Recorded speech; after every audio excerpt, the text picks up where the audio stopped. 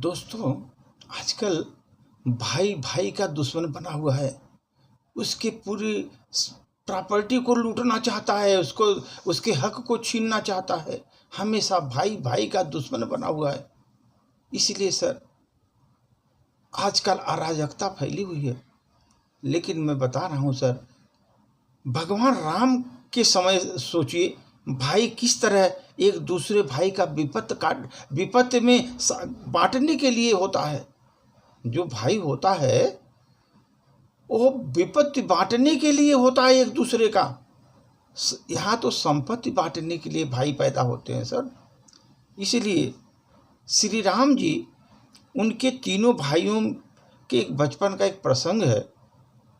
जब ये लोग गेंद खेलते थे तो राम लक्ष्मण की तरफ उनके पीछे रहते थे। सामने के पाले में भरत शत्रुघ्न होते थे। लक्ष्मण हमेशा भरत को बोलते, राम भैया सबसे ज़्यादा मुझसे प्यार करते हैं, तभी वो हर बार हमारे पाले में गेंद को डाल देते हैं। अपने साथ मुझे रखते हैं। लेकिन भरत कहते हैं, नहीं, राम भैया सबसे ज़्यादा मुझे प्यार करते हैं, तभी तो मुझे सामने वाले के पाले में रखते हैं, ताकि हर पर उनकी नज़र में मैं रहूं और हर पल मुझे वो देख पाएं। क्योंकि साथ देने वाला, देखने वाले के लिए तो एक मुड़ना पड़ेगा, देखने के लिए तो मुड़ना पड़ेगा। जब भरत गेंद को राम की तरफ उछालते तो राम जानबूझकर गेंद को छोड़ देते और हार जाते। पूरे नगर में उपहार और मिठाइयाँ बढ़ते, खुशी मनाते कि राम हार गए। सब पूछते, राम आप तो हार गए, फिर आप इतने खुश क्यों हो रहे हैं? इतना खुश होकर मिठाइयाँ क्यों बांट रहे हैं? राम बोलते हैं, मेरा भरत जीत गया। फिर लोग सोचते, जब हारने वाला इतना कुछ बांट रहा है तो जीतने वाला भाई तो पता नहीं क्या क्या देगा। जीतने वाला भाई तो क्या क्या देगा। लोग भरत के पास जाते हैं, लेकिन ये क्या है भरत? भरत आंसू बहाते हुए रो पड़ते हैं। उस समय लोगों ने पूछा, भरत जी आप तो जीत गए, फिर भी आप क्यों रो रहे हैं? भरत बोले, देखो, ये कैसी विडंबना है जीवन में। मैं जब भी प्रभु के सामने होता हूँ तभी मैं जीत जाता हूँ। जब मैं प्रभु के सामने होता हूँ तभी जीत जाता हूँ। मैंने उनसे जीतना नहीं, मैं उनको अपना सब हारना चाहता हूँ। उनको मैं अपना सब कुछ हारना चाहता हूँ उनसे। मैं स्वयं को हार कर उनको जीतना चाहता हूँ। स्वयं को हार कर उनको जीतना चाहता हूँ। इसलिए कहते हैं, जो भक्त होते हैं, भक्त का कल्याण भगवान को अपना सब कुछ हारने में होता है। जो भक्त का कल्याण होता है तभी जब वो भगवान के सामने सब कुछ हारने में हो जाता है। उसका सब कुछ समर्पण करने देना ही भगवान की सच्ची आस्था होती है। तभी हम भगवान का भरोसा पा सकते हैं सर। एक भाई अपने दूसरे भाई को जीता करके खुश होता है, दूसरा भाई अपने भाई से जीत कर भी दुखी हो जाता है। एक भाई दूसरे भाई से जीत करके भी दुखी हो जाता है।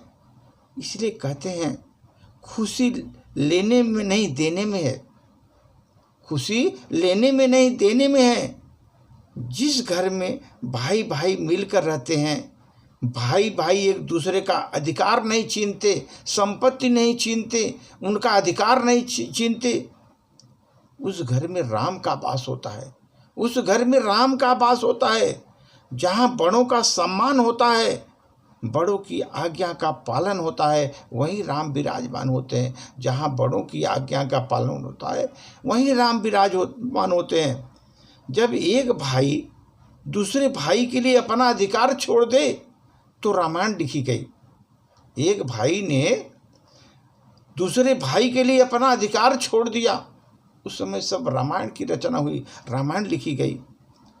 और जब एक भाई दूसरे भाई का अधिकार छीना, जब एक भाई ने दूसरे भाई का अधिकार संपत्ति छीना, महाभारत हुआ। ये ध्यान रखिए सर, रामायण और महाभारत में अंतर यही है कि एक भाई दूसरे के लिए अधिकार छोड़ दिया, रामायण लिखी गई, एक भाई दूसरे भाई का अधिकार छीन लिया और उसका संपत्ति भी छीन लिया, महाभारत हो गया। इसीलिए असली खुशी देने में नहीं, छीनने में नहीं, देने में है। असली खुशी देने में है, छीनने में नहीं है। हमें किसी का हक नहीं छीनना चाहिए, किसी का हक नहीं लेना चाहिए। अगर भाई का हक है तो भाई को मिलना चाहिए, न ही झूठ व बेईमानी करना का सहारा लेना चाहिए। चोरी से कुछ भी करवा लेना चाहिए, छिपा लेना चाहिए। सहारा चोरी का सहारा नहीं लेना चाहिए, झूठ का सहारा नहीं लेना चाहिए। जो भी काम करें सत्य और निष्ठा से करें। सत्य निष्ठा से जो काम करेंगे बहुत अच्छा होगा। यही जीवन का जो है ना मूल सार है सर। जीवन का यही सार है कि आप झूठ और बेईमानी का सहारा नहीं लेकर के जो भी काम करेंगे सत्य निष्ठा से, वही जीवन का सच्चा सार है। और वही राम कथा का सार भी है। भगवान राम के कथा का जो रामायण लिखेगी उसका सार है। भाई भाई का रिश्ता भगवान ने विपत्ति बांटने के लिए बनाया था। एक भाई को विपत्ति पड़ेगी, दूसरा भाई खड़ा हो जाएगा उसके सामने, उसकी विपत्ति को जो है बांटने के लिए। लेकिन सर अफसोस आजकल एक भाई संपत्ति बांटने तक, गला काटने तक सीमित कर रह गया।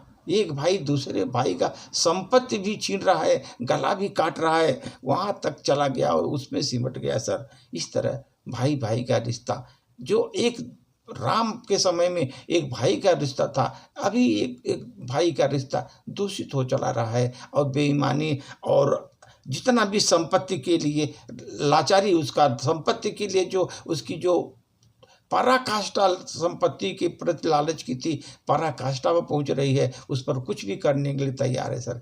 वो उस पर ही महाभारत लिखी गई। इसीलिए भाई भाई की संपत्ति पर ध्यान मत दीजिए और अपने कार्यों पर, अच्छे कार्यों से आगे बढ़िए, अपने बल पर आगे बढ़िए, ताकि आपका जीवन सुख में रह सके। धन्यवाद।